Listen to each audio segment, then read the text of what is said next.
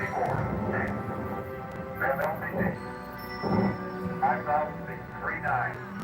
12 Apollo astronauts who walked across the lunar surface collected rock samples that helped us discover that the moon formed from Earth itself during a collision with an object the size of Mars 4.5 billion years ago.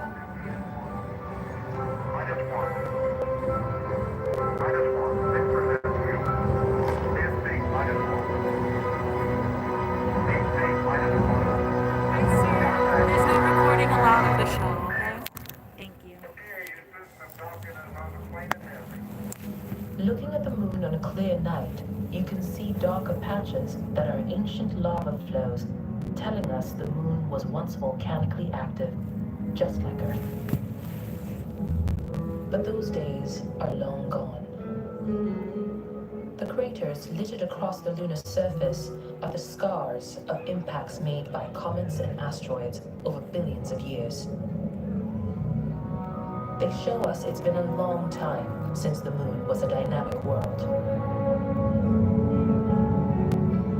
I'm Lupita Nyong'o, and today we're on a mission to explore worlds beyond Earth, to find out if Earth is unique in the solar system, or if there are other active, thriving, even habitable worlds out there.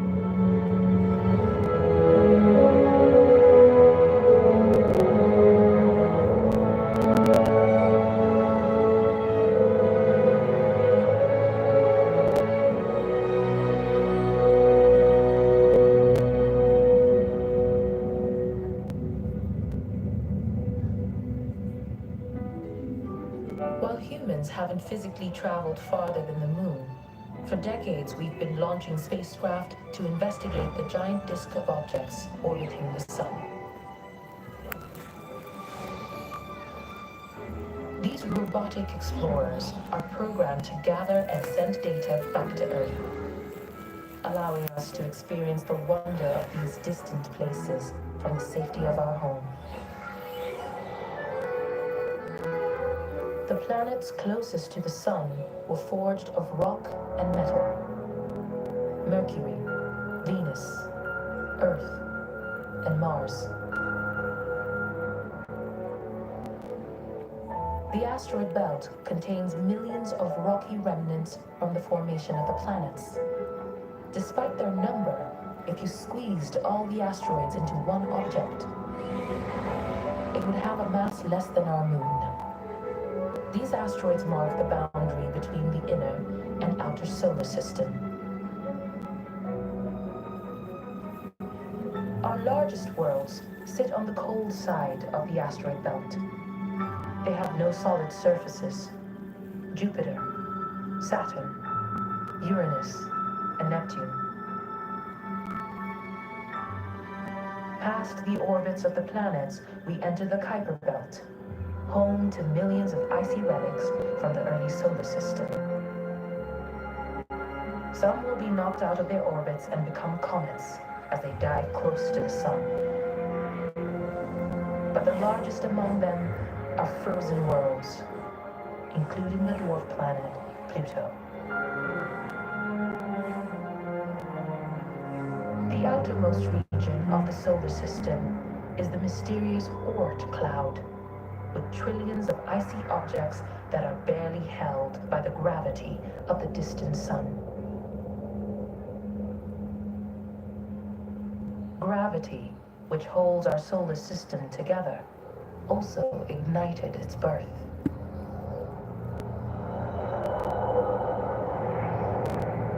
"4.5 billion years ago, gravity caused a giant interstellar cloud of gas, ice, and dust to collapse in on itself.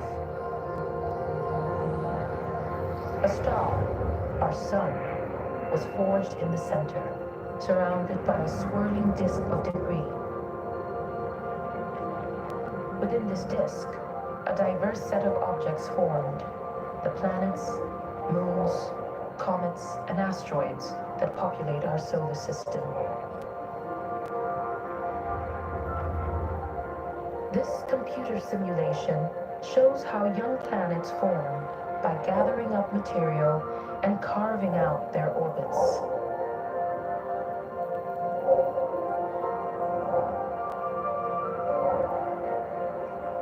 This theory of how our solar system came to be is supported by observations of a similar process happening today in the rings that form a disk around Saturn. Saturn is the second largest planet in our solar system. It's surrounded by a large family of moons, with even more on the way.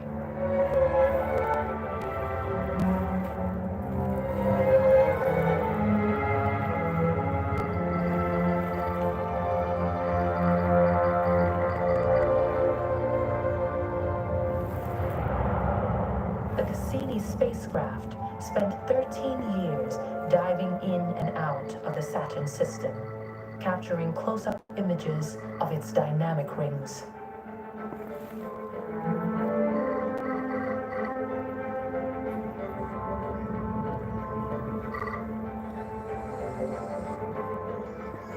This computer simulation, based on Cassini's data, shows moonlets, baby moons the size of houses, acting just like planets forming around a star.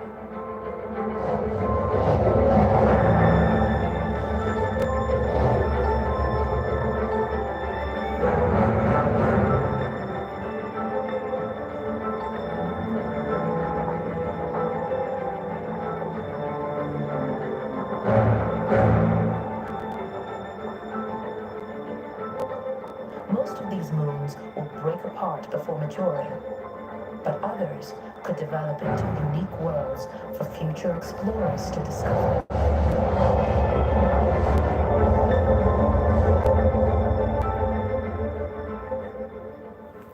Like Titan.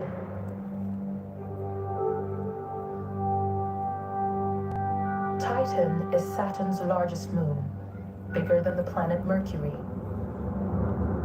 On its grand tour of the outer solar system, the Voyager 1 spacecraft flew by Titan to discover a much thicker atmosphere than expected. A clue to the existence of an active world below. We were eager to see what lay beneath. So decades later, we equipped the Cassini spacecraft with radar vision and the Huygens lander.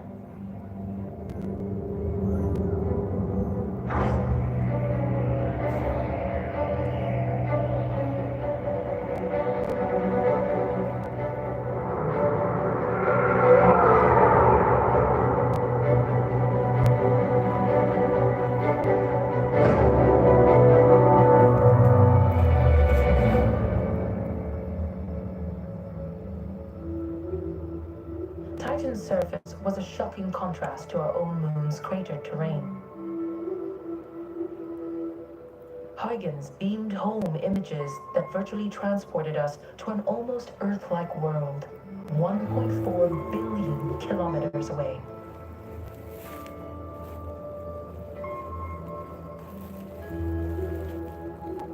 Huygens found an active surface carved by wind and rain.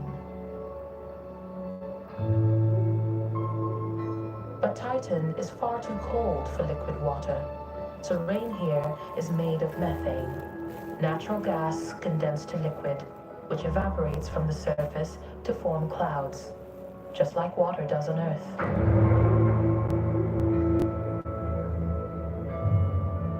We were surprised to discover a moon so unlike our own, but nearly every mission we've launched into space has uncovered something unexpected, including secrets buried deep inside these alien worlds.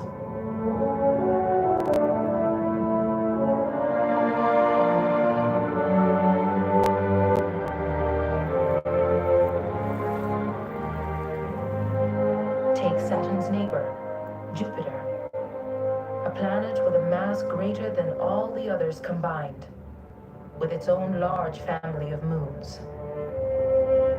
Scientists discovered that as these moons orbit Jupiter, they perform a rhythmic gravitational dance, pulling and tugging at one another.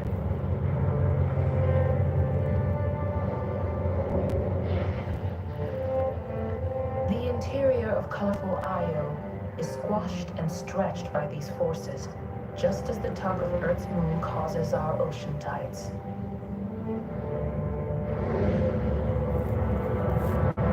The result is explosive. Heat from friction melts rocks inside Io, causing eruptions of lava plumes from the frosty surface. Io is the most volcanically active object in the solar system, an amazing world of fire and ice.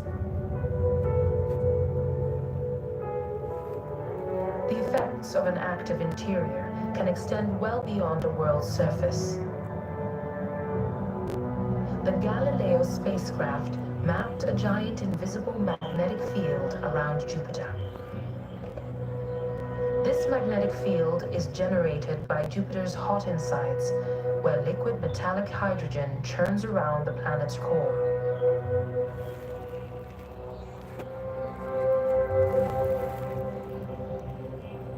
Galileo also detected how the moon Europa distorts this magnetic field, revealing another Jupiter family secret. A salty liquid ocean beneath Europa's icy crust.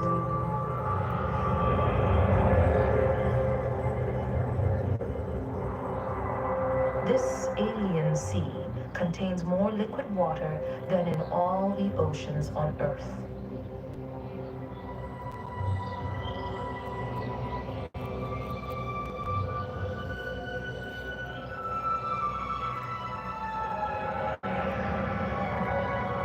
We found many more Earth-like features out here on the cold side of the asteroid belt than most scientists predicted. Now, let's take a look closer to home. To get there, we'll have to fly to the warm side of the asteroid belt. Just like comets do when they get diverted out of their distant orbits.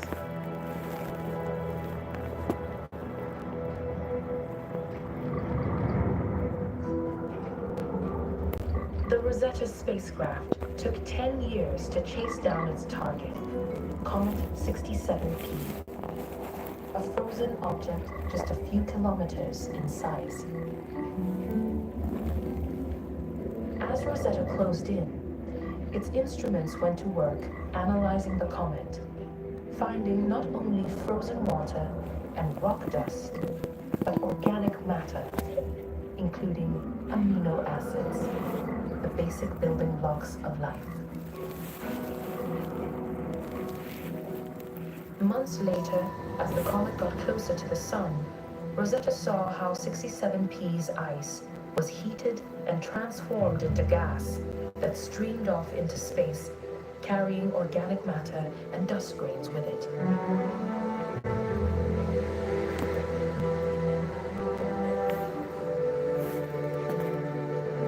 We've seen the craters that comets like this one made on the surface of the moon. Comets have also collided with Earth and all the other planets, delivering potentially life-giving ingredients to these worlds.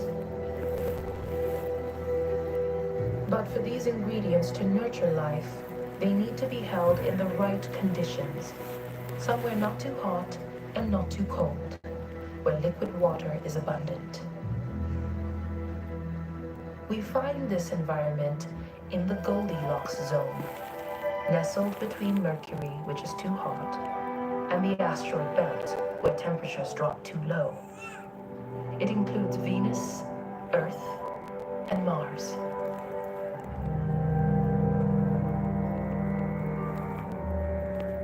Our closest planetary neighbor, Venus, is a similar size to Earth and made of the same materials. We could almost call it Earth's twin. Yet, in many ways, it couldn't be more different. Venus's slow rotation and the structure of its interior prevents the planet from generating a magnetic field. Without one, Venus is blasted by solar wind, which over billions of years has stripped the planet of its water, allowing carbon dioxide to build up in its atmosphere.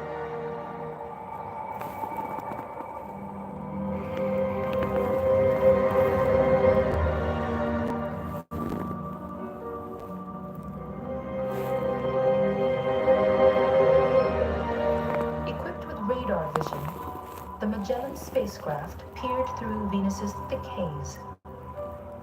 It found a world strewn with volcanoes, capable of feeding the atmosphere with water vapor and other gases. But all the carbon dioxide built up in its atmosphere trapped heat from the sun, turning Venus into a greenhouse world with a surface hot enough to melt lead.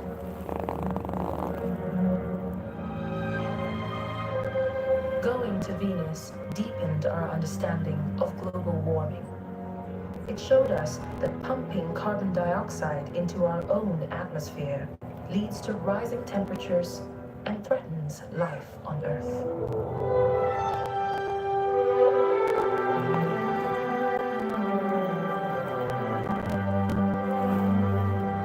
Unlike Venus, our other close neighbor is freezing cold.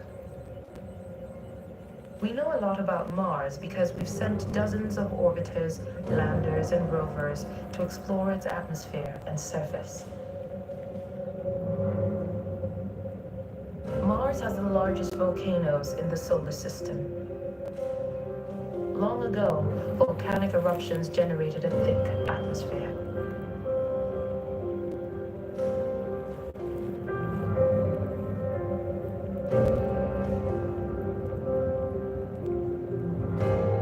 Mars also has the deepest and longest canyons. Layers of sediments within them show us a record of dramatic climate change.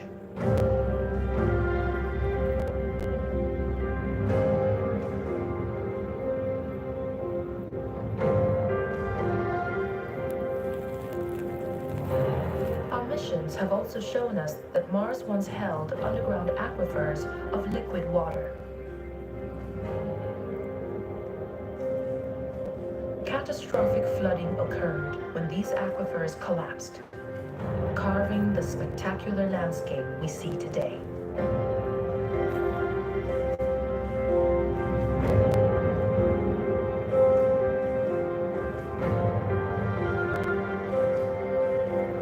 This computer simulation takes us back in time to show us how the once active planet supported seasonal lakes and was able to weather and erode the impact craters left behind by comets and asteroids bombarding it from space. Mars's water supply and active volcanoes created the conditions for life, but they didn't last long.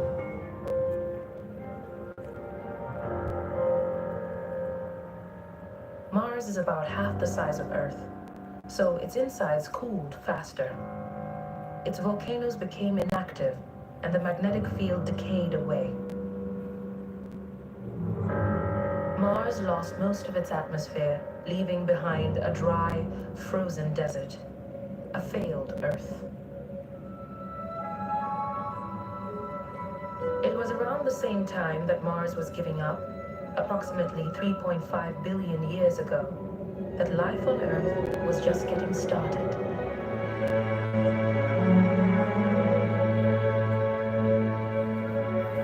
I think it's about time we head home now to check out our own planet with our new perspective.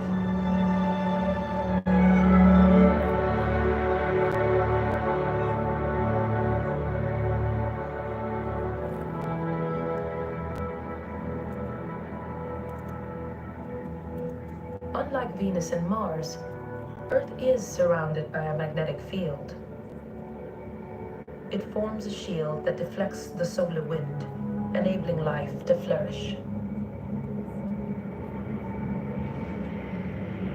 It protects our technosphere, the array of human-made satellites that support our civilization and continually feed us information about our planet.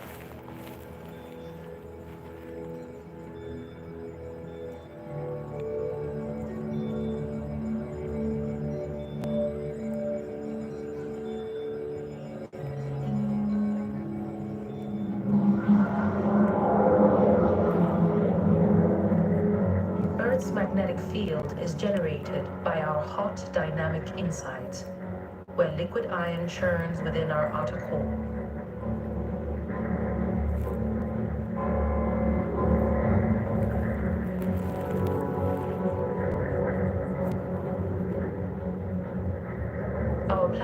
pumps out heat, feeding volcanoes at the surface, helping to sustain an atmosphere containing the perfect blend of molecules for life.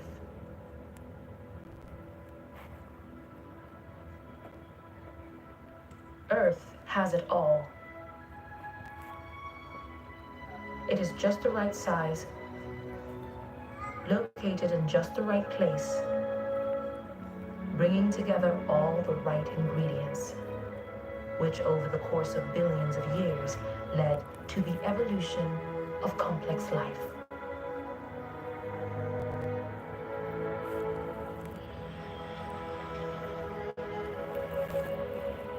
Our neighbors have shown us that even if we start out the same, we can grow up to be very different.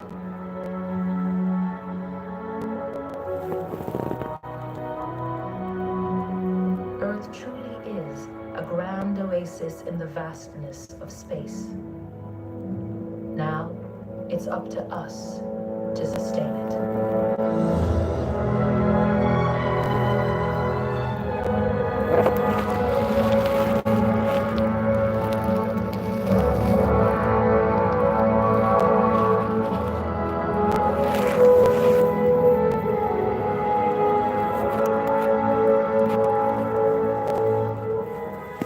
Alright, everyone, that was Worlds Beyond Earth. We hope you enjoyed the show. Please make your way up to the second floor exit doors, and we hope you enjoy the rest of your day here at Crossends.